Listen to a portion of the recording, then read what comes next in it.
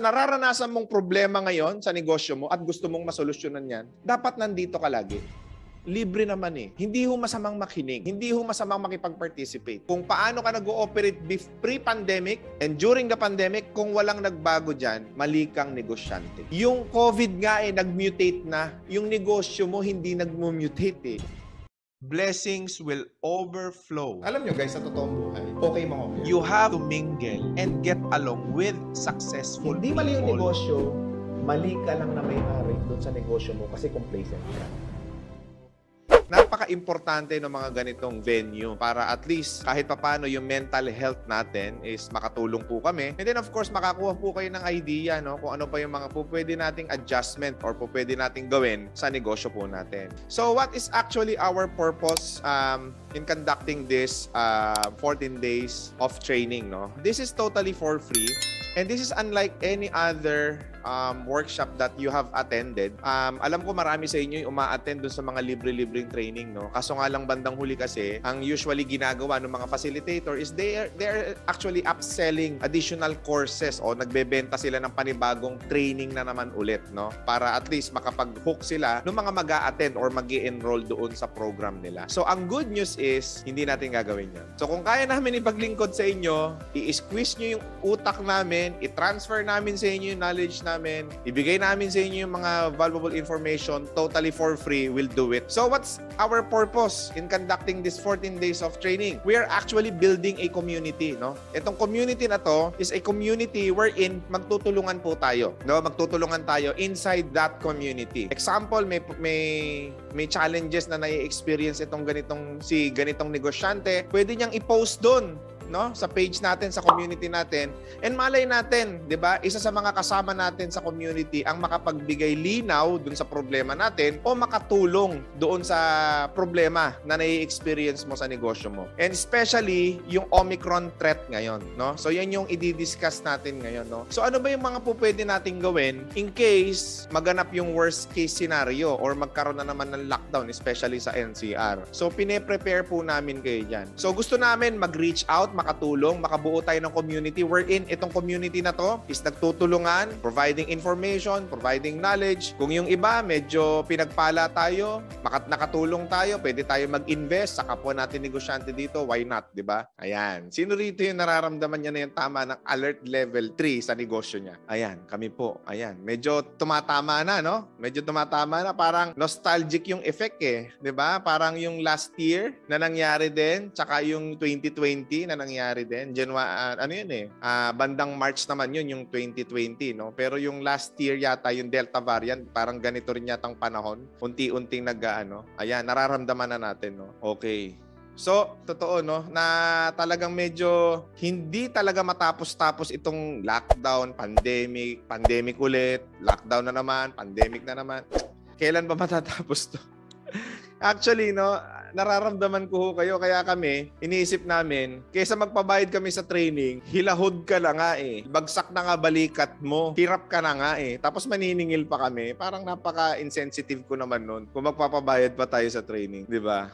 O yun, unti-unti na natin nararamdaman ngayon yung medyo paghihigpit. And sana hindi na matuloy kung especially dito sa NCR or nandun sa Region 3 or Region 4A dito sa malapit sa Manila or nasa mga area ng Cebu kasi yan medyo naghihigpit-higpit na rin no? Pati sa Mindanao area. Sana naman hindi na nagkaroon ng lockdown. Pero kung sakasakali magkakaroon ng lockdown, no? Ano yung po pwede nating magawa? So yan po yung i-discuss namin this 14 days, no? You can actually have an online process wherein pandemic proof ito. Ibig sabihin, kahit may dumating na lockdown o kahit mag-lockdown, you can still operate your business. And mind you guys, that this 14 days workshop or training, it is intended na maka-attend ka from day 1 hanggang day 14. Okay? You have to complete the course. Libre na nga lang eh. Oras na nga lang ang i-invest mo. Diba? Once and for all, i-commit nyo na po dito. Why am I saying this? No? Most of the participant attendees, the reason why nire-remind ko po kayo dyan, it is all because marami sa inyo ang mababaw ang commitment level. Since libre naman eh. Kumbaga, maybe some of you will take this thing for granted, di ba? Kasi, Okay lang naman, libre lang naman, wala naman akong binayad, wala namang mawawala sa akin. Okay, I just like to remind you that this course, di ba, itong gagawin po namin na 14 days training, kung meron po dito na dati kong estudyante, pinagkakakitaan po namin ito ng 500,000 kada launch po namin. And now, zero. Wala kaming kikitain. So bakit ko sinasabi yung kinikita namin doon sa training? Sobrang dami nyo hong matututunan.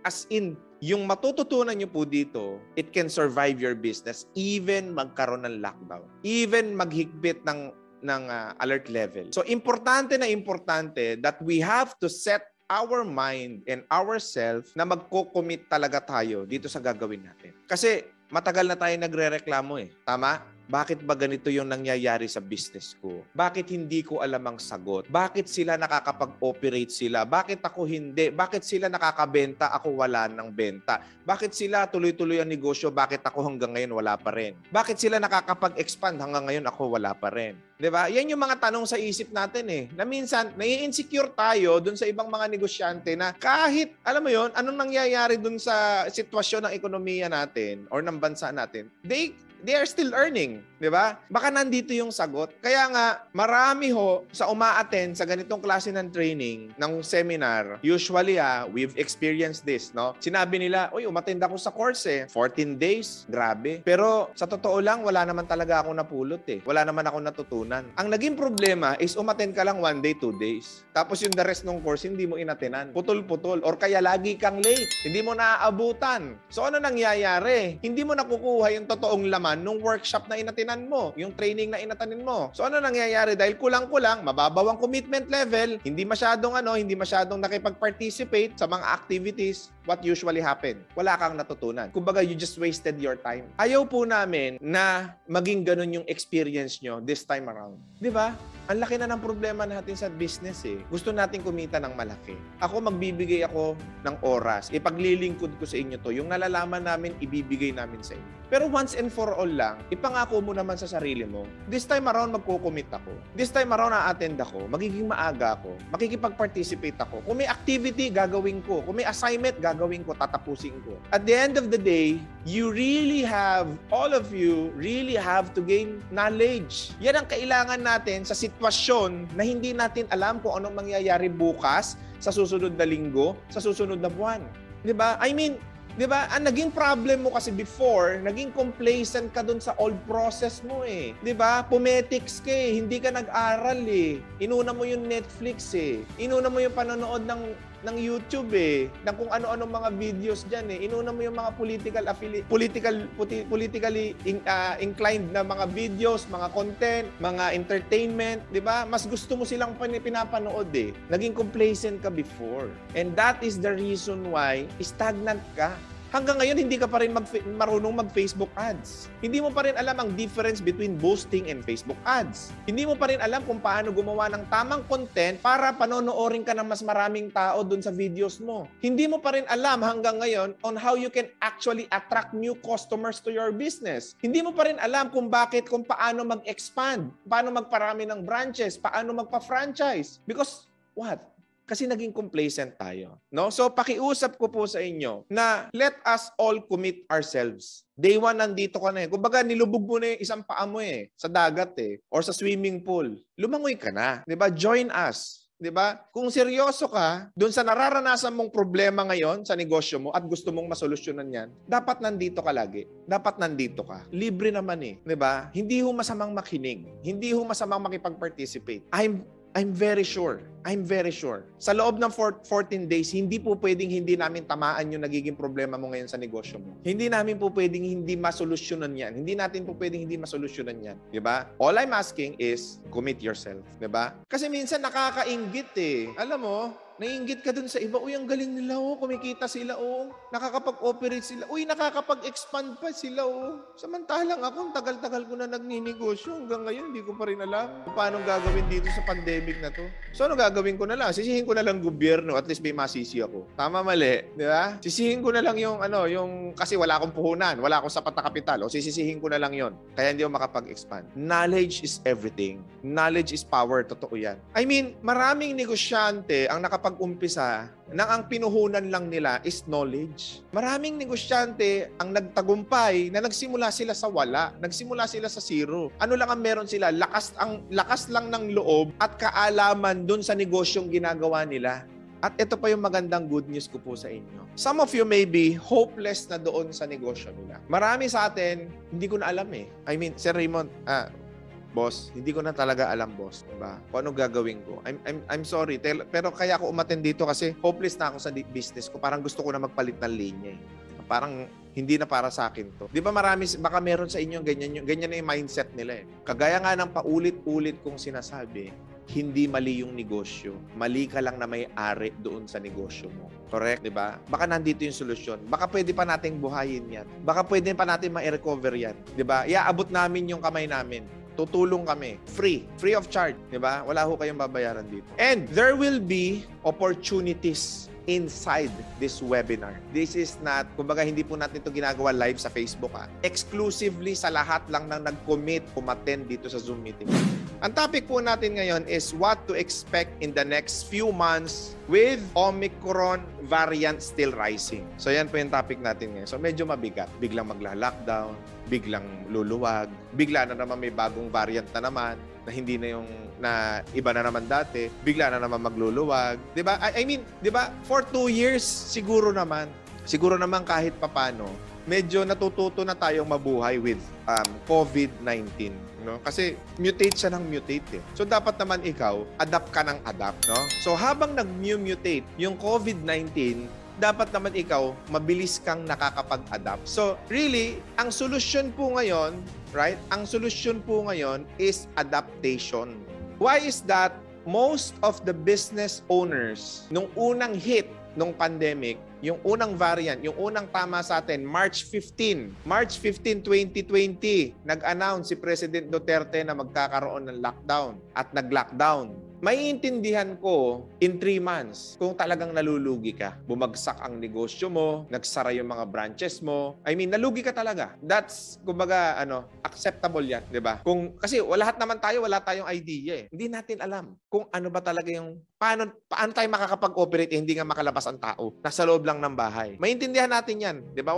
Walang kaso dun, di ba? Naintindihan natin. Here comes lumuwag. Tama? Nung lumuwag, yung sitwasyon, paunti-unti, hindi naman niluwagan kagad, di ba? Paunti-unti, nung lumuwag, di ba? Dapat, yung pagluwag na yon, di ba? March, April, May, June, kung natatandaan nyo, June, July, medyo pinaluwag nila ng konti. Dapat nung July, nandun ka sa stage na kahit papano, 'di ba? Prepared ka na kung magkakaroon ulit ng lockdown, kahit papano makakasabay ka, makakapag-adapt ka. Tapos, 'di ba, kung naalala nyo, November, December lumuwag yan noong 2020. Pagdating ng January, ayun na naman, medyo humihigpit na naman. Ang tawag pa dati is enhanced community quarantine, hindi pa alert level, 'di ba? So, anong ibig kong sabihin? Kung ngayon, walang nagbago sa process ng negosyo mo, beginning 2020 hanggang ngayon 2022, kung paano ka nag-ooperate pre-pandemic and during the pandemic, kung walang nagbago dyan, mali kang negosyante. Okay? Huwag ka masasaktan na, you have to accept this fact, no? Na mali kang negosyante. Bakit? Yung COVID nga nag-mutate na, yung negosyo mo hindi nag-mutate Hindi hindi nakakapag-adapt Hindi ka nakakasabay, no? So, the number 1 na kailangan nating gawin is adaptation. Effective pa rin po ang Facebook ads, by the way. Okay yan. Instagram ads, TikTok ads, okay yan. Yung ikaw nagbabayad. Pero kung medyo kulang ka na talaga sa puhunan at wala ka talagang budget, 'di ba? You have to be the influencer of your own business, 'di ba? Hanap ka ng mga negosyanteng kagaya mo na alam mo yun, sila yung nakakausap mo, sila yung napagtatanungan mo, sila yung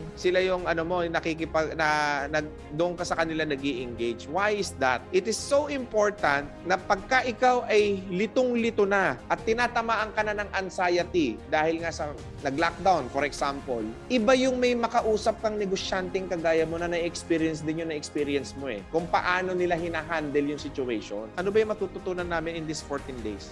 Detailed training, workshop, advanced, basic hanggang advanced on how you can actually market your product with ads, and without ads. Okay? Pati content creation, tuturuan po namin kayo dito. Paano mapaviral ang negosyo mo? Tuturuan po namin kayo dito, kasama yan. Ano yung secret ingredient kung paano namin ginagawa yung negosyo namin? Tuturo namin sa inyo yan. As in, wala, no holds bar to. Kung ano yung ginawa namin sa negosyo namin, mag-share screen kami sa mga susunod na araw, kung ano mismo yung ginawa namin, yun ang ipapakita namin sa inyo. Para kokopyahin nyo na lang. 'Di ba? Sabi ko dun sa video ko, okay lang mangopya. So ipapakopya ko sa inyo kung ano yung mismong ginawa namin. Best practices, working process, no? Sir Raymond, bakit may ipapakopya? Di ba dapat trade secret nyo yan? Kaya ko siya gustong ipakopya sa inyo. Gusto ko hong patunayan sa inyo. Gusto ko hong i-prove sa inyo na okay lang mangopya. Tama? Gusto ko hong i-prove sa inyo na may mga negosyante pa palang ganito na nagtutulungan, hindi yung hilahan pababa. Gusto ko hong i-prove sa inyo na kaya mo yan, na mapagtatagumpayan mo yan, huwag kang matakot. Probably most of you, before kayong umattend dito sa ating day 1 ng workshop natin, lost kayo. I mean, lost kayo. Hindi nyo na alam kung anong gagawin nyo. Hindi nyo alam kung kaya ko ba? Kaya ko pa ba? Kaya ko ba ituloy? Ngayon, binibigyan kita ng lakas ng loob. Nandito kami. Kami. Yung lahat ng mga kasama nyo rito sa webinar na to. Kasi alam nyo kung bakit ako ganito. Kasi na-experience kong ma-down eh. Alam mo yun, yung wala ka ng pera, lugi na yung negosyo mo, at wala ka pang mahinga ng tulong. Ang ginagawa ho natin is wala hong kakwenta-kwenta ho ito kung hindi nyo ho i-execute or i-apply. No? Though, yung natutunan natin ngayon, maybe to some, it's basic. Maybe to some, it's, kumbaga, it's bagong information sa kanila. At the end of the day, it will be effective, it will be only effective kung i-apply po natin. Kung i-apply po natin. Okay? So, simpleng posting, bukas, Canva, tama? Simple lang, di ba? Gawin nyo, guys. Gawin nyo. Di ba? We are here to help you guys. Without effort, di ba? Walang kwenta yung natututunan natin. So, apply nyo kagad yung mga natutunan nyo. Okay, and before we end, 'di ba? Before we end, I'd like to say something, no? Hindi ho magiging madali yung mga susunod na buwan natin. We have to accept the fact na pataas pa po yung cases ng Omicron variant, no? And hindi ho natin alam. Hindi ho natin alam kung sino yung pwedeng tamaan sa atin. Kasi kahit bakunado, tinatamaan ng Omicron variant. So, hindi ho natin alam sino yung magkakasakit sa atin, sino yung mawawalan ng pag-asa sa atin during this time, di ba? Ang hirap. Papahirap ho yung sitwasyon nitong Omicron na to kasi papadami ho siya. So, ako, suggestion ko lang, guys, ang gusto kong ipayo, ang gusto kong ibigay sa inyo ngayon, di ba? Ano man ang mangyari, lagi nating tatandaan na merong Diyos na nakatingin sa atin. Merong Diyos. Huwag kayong mawawalan ng pag-asa. Diba? Kasi ano man ang aralin natin, gaano man tayo maging gaano man tayo maging magaling, gaano man tayo maging, malaman man natin ang lahat. Pagka pipitikin ka talaga ng Diyos, pipitikin ka niya, wala kang magagawa. Wala kang magagawa. Diba? Kapag talaga pahihirapan ka niya. So, kailangan do our responsibility, no? Na bilang Kristiyano o bilang kung ano man ang pinaniniwalaan natin, diba? Do our responsibility. Lagi tayo manalangin sa Diyos. Lagi tayo humingi ng tulong. Kasi kami, ang kapasidad namin, kakarampot lang kumpara sa pwedeng gawin sa inyo ng Panginoon Diyos natin. So, yun lang. Bago kayo matulog ngayon, baunin nyo po yung mga natutunan ninyo. Mag-pray po kayo. Diba? And we are hoping that, maging better ng lahat. Manalangin po tayo, sabay-sabay po tayo. Matatapos din tong pandemic na to. Matatapos din to. Diba? Ano man ang maging pagsubok, maranasan ninyo, nandito po kami, tutulong po kami sa inyo. No? Magbibigay po kami ng mga advices, tips, makakatulong po kami, mental health ninyo. Diba? At least nandito po tayo. Okay? Ulitin ko po hindi pa paganda ang sitwasyon. Pero Kung magtutulungan po tayo, magsasama-sama tayo dito sa ating advocacy na to, 'di ba? Kaya nating lampasan 'yan at malalampasan natin 'yan. Again, guys, good night sa inyong lahat and thank you so much and you may have a blessed day. Thank you.